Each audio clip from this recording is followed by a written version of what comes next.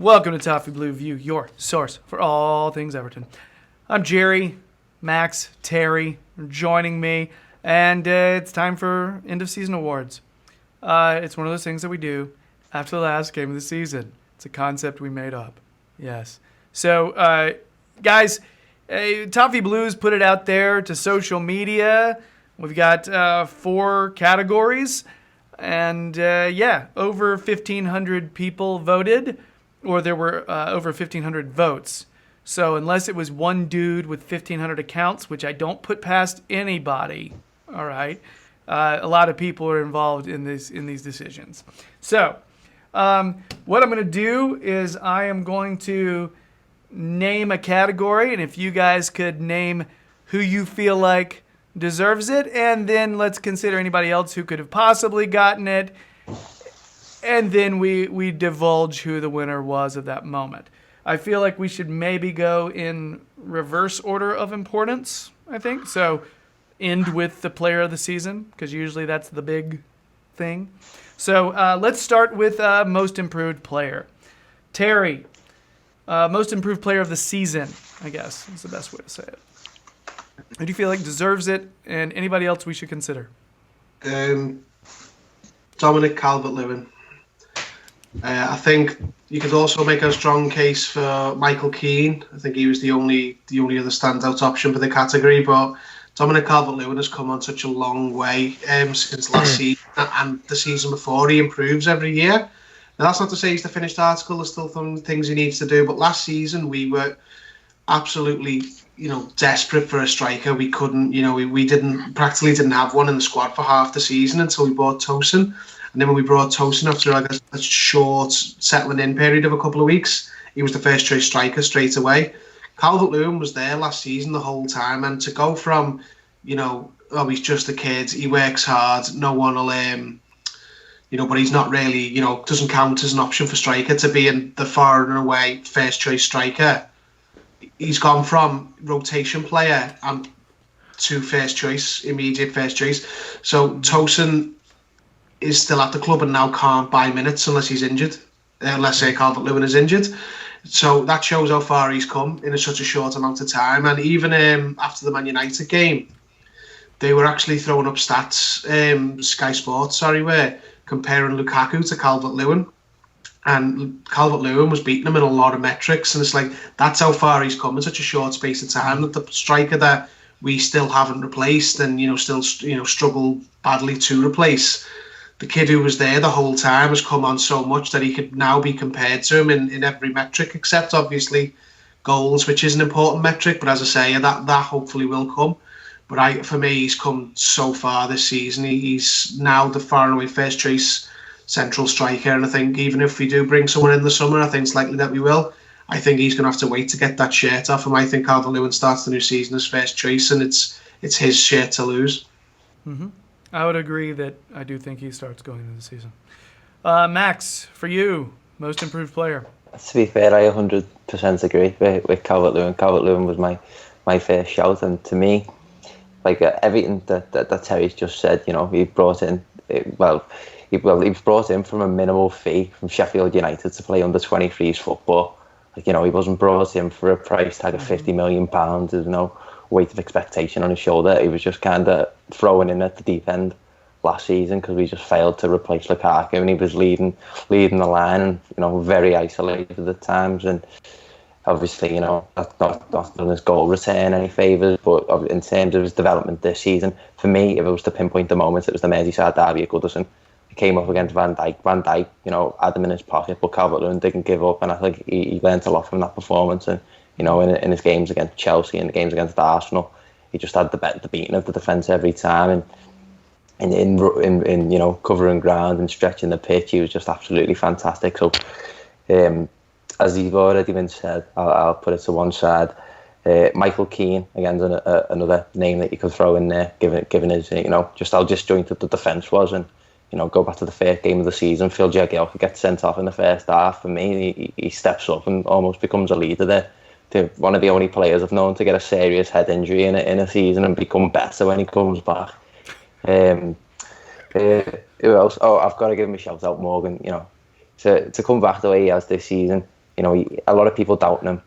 At times, even last season, although in his first season at the club, him and Idrissa Gueye in central midfield looked like an absolute dream pair. The season after that, it wasn't as pretty, and he went down a lot of the fans' estimations. But come back now, I think he's obviously had his situations off the pitch. But he's come back now, and he's been working hard. He's covered in terms of the way you describe it, Gerry, as being like that bit of bread that muffs the last bit of the soup, and just it's what he does, innit? He just appears out of nowhere and robs the ball, and it's just absolutely sensational to watch when he's on form. So he'd be another one that deserves a mention. Totally forgot about Schneiderlin. Yeah, he has this little patch that he's had coming back. He's been strong, and I didn't see it coming. I didn't see it coming at all because I thought he was done and not going to be playing much more for us at all. He's done well, and respect to him for making a comeback like that. DCL, I think, is fully worthy. Especially, I think you guys make very compelling arguments. For me, DCL or Michael Keane are the two you really have a strong argument for. Schneiderlin, he didn't get to play as much down the stretch, and so that's why I would probably give it to one of the others. But my answer would be Michael Keane, just because I gave him so much shit last year. Oh my God. We talked about him being like not emotionally strong, just a little fragile, and he couldn't adapt very well to different systems. And I will agree, last year it didn't seem like he was. And I think he benefited this season from some very specific coaching and some very specific partnerships. And I think Silva is detail-oriented, and I think he thrives in moments like that. In consistency. He needs consistency when it comes to training and games and all of that. So yeah, Michael Keane is sort of my guilty pick. I feel I have a lot of guilt over that because I started off being like Michael Keane super fan in the very beginning, and then I got so disappointed. So I'm bringing it back, Michael Keane. Just so you know, yeah, my bad. Big old apology from me. You've been doing well, and actually that is the Toffee Blues Most Improved Player of the Year, Michael Keane. Okay. Although I think these gentlemen have made a very good case for DCL here. Very good case.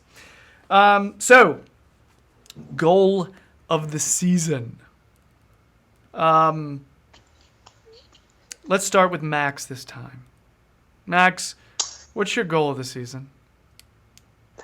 I've got a feeling it's going to be everyone else's. Because I prepared for this, I did list a few others, but Sigurdsson's against Leicester. To bust a Cruyff turnout in the middle of the pitch and fire the ball into the top corner from about 30 yards. That's something that's going to get replayed in highlight reels for years to come. It's just one of those moments where you just think, oh my God. It's a trademark of it. It's what he's known for, and hopefully he can score a few more similar to that for next season. In terms of other nominations, I really like Dominic Calvert-Lewin's goal against Huddersfield when Idrissa Gueye just kind of levelled up in the middle of the pitch, just kind of took nutmeg one player, took it past on his chest, played in Calvert-Lewin, reverse pass to cut to the defence in half. That was just some of the best football I think we played this season. And the goal that I couldn't stop raving about the other week, Digne against Man United, that was pretty nice. Right on. Terry, what's your goal of the season and your other nominations? Got to be the Sigurdsson one against Leicester, hasn't it? It's the easiest category to pick this. I mean, the Cruyff turn, he just sends James Maddison for a hot dog, doesn't he? And just absolutely unleashes hell from his right foot. Sigurdsson would have been in for a shout for me as well as the most improved player, because he spent last season just looked uncomfortable all the time, moved about in the team and whatnot. But this season, he's turned into the player that we bought, that we wanted, that we thought we were getting. He's whipping in long distance strikes, and he's scoring from free kicks and whatnot. In fact, my other nomination, other than the ones Max has mentioned, is Sigurdsson's against Man United, where Matic foolishly backs off him and gives him a load of space and lets him onto his right foot. It leaves David De Gea with no chance at all. Great strike, great goal. And from the same game, the overhead kick from Richarlison. I mean, they're all great goals. They've all got different things about them that are good. Like Luca Dean, his free kick against Burnley. Been loads of good goals this year, but you just can't beat that one against Leicester. It's just a cut above the distance, the movement on the ball, like the fact that Schmeichel's got no chance with it. Just a great goal. I could watch it over and over again. Yeah, the Sigurdsson goal was mine. I thought about the Richarlison, overhead kick, last week. That one was huge. We had one was one of my favorite team goals of the year. It came, and this shows you how little I prepped for this segment. But there was a team goal we got after a corner. The opposition had a corner. It was at Goodison, where I feel like Idrissa Gueye carried the ball forward and got it to Sigurdsson, and they keep going. And who was that against? And I don't even remember who scored. That was the Man United one. No, he means the Burnley at home game. Yeah. Where there's little triangles of passes on the move, and Richarlison scores with his left foot at the end. That was a great goal. I completely forgot about that one. It was just such good team play. Oh my gosh! It was the one that was given us the own goal, wasn't it? Sorry, it wasn't Burnley. It was Brighton. Brighton. Okay. Brighton. It was Brighton. Remember, because the same game, Richarlison knocked it around Shane Duffy, and he's like stuck in the mud. Yes, yes, I remember that. Yeah, that's the same game, but it's the first goal in that game. It's like a breakaway from a corner. It was a crazy team move from us where we broke out so fast. Yeah. It's Bernard, Gueye, Sigurdsson, and Richarlison who put it together. Yeah, and there's one other, only because I didn't think he was going to shoot this at all. The very first goal of the season, our entire season, Richarlison's goal against Wolves, where I just didn't think he was going to shoot from there. And he somehow manages to put this perfectly placed curving, right in the bottom right corner. And it was perfect. And it was not one of those that was just a freaking golazo from distance or anything, but it was just so perfectly placed. And I thought, okay, when he did that, I was like, okay, well, was that the second goal we scored or the first?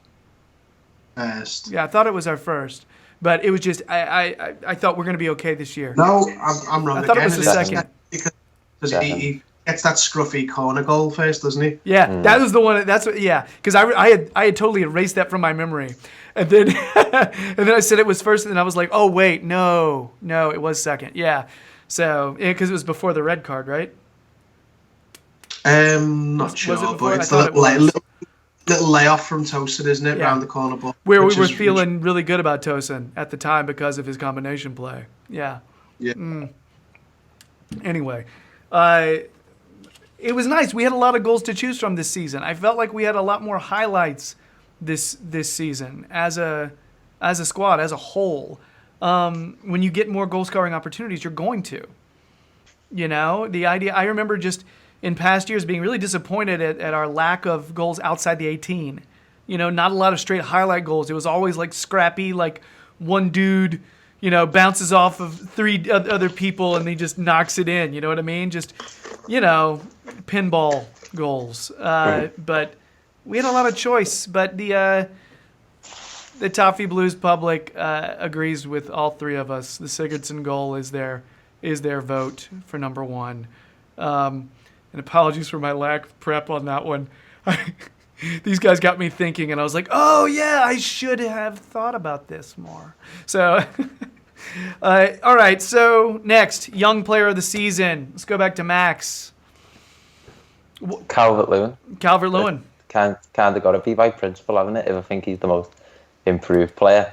But I think on the flip side to that coin, because I said, kind of come in for a minimal fee, not too much pressure on him until he kind of just dumped in at the deep end.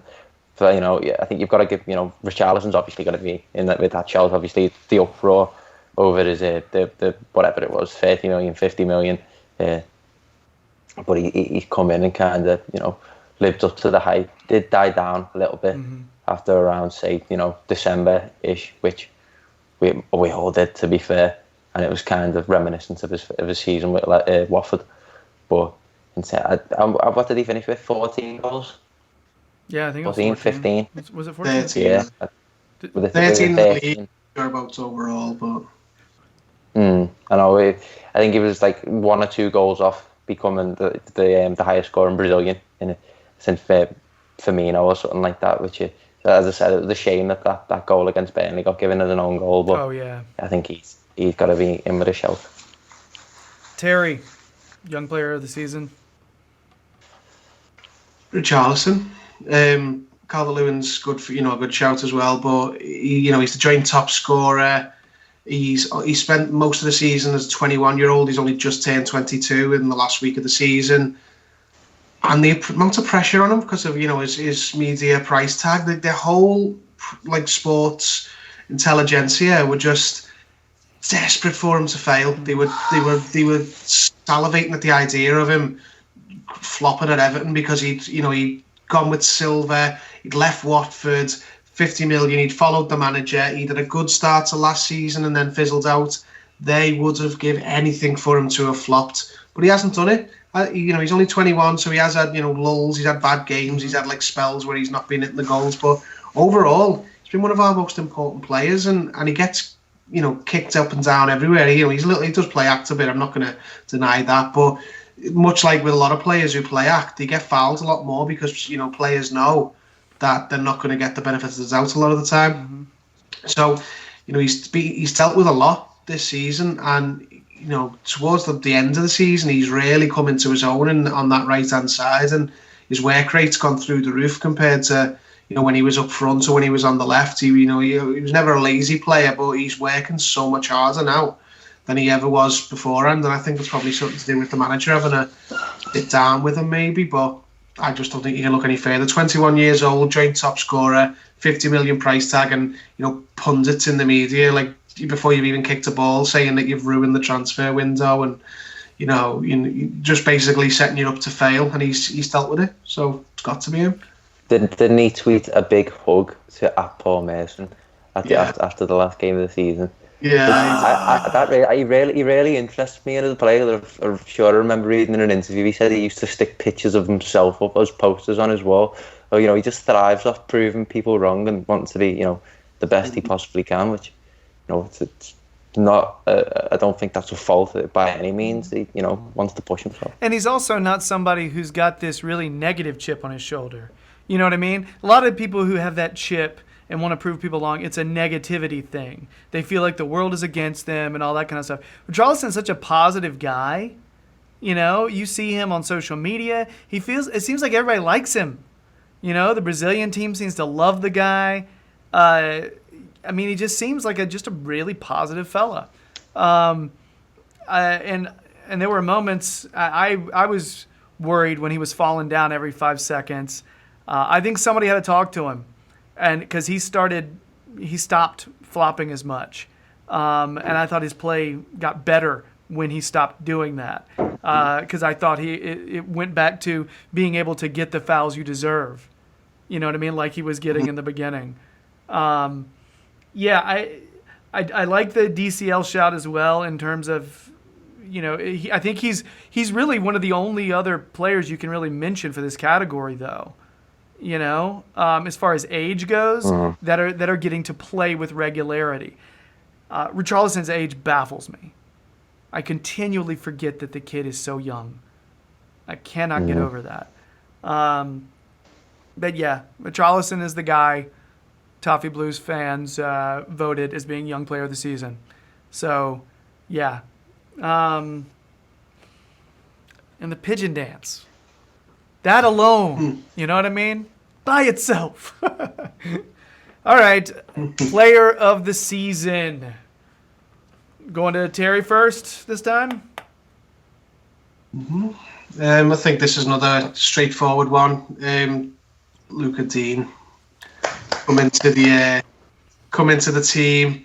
Looks like he's been there a long time. He's made that left back position his own. Creates more chances than any other fullback in the league, I think, and he's just great. Everything about he's just been an absolutely outstanding signing. Like less than £20 million paid. He's got an unbelievable pedigree when he arrives. So he's played for all these great clubs. Can go either way. Sometimes you get players like that who come to a club outside of European competition and they a bit lazy or like they've got a bit of an attitude problem. He's an Everton player. He's just every inch an Everton player. He's a hard worker. He's got a little bit of fight in him, a little bit of grit. He doesn't like shirk a tackle. He doesn't like he's not the biggest guy in the world, but he doesn't get bullied. If someone's in a game with him, he gives it back, and I just love him. I hope he's here for a long time. I think he's been a great acquisition. Some of the honourable mentions, players who could have been in with a shout for player of the season. Richarlison's one, Sigurdsson's another. The two top scorers. They've had the most influence on our results for sure because of the amounts of goals they've scored, assists they've got. Idrissa Gueye, it's been fantastic. I would put my house on him having the most man of the matches for the whole season, especially in the second half of the season. He's just been a machine. If we're talking just second half of the season, Kurt Zouma's been great. But I just don't think you can look past Luca Dean. It's just been outstanding all season. Just stepped into Baines' boots and looks like it's a perfect fit. Not the easiest job either.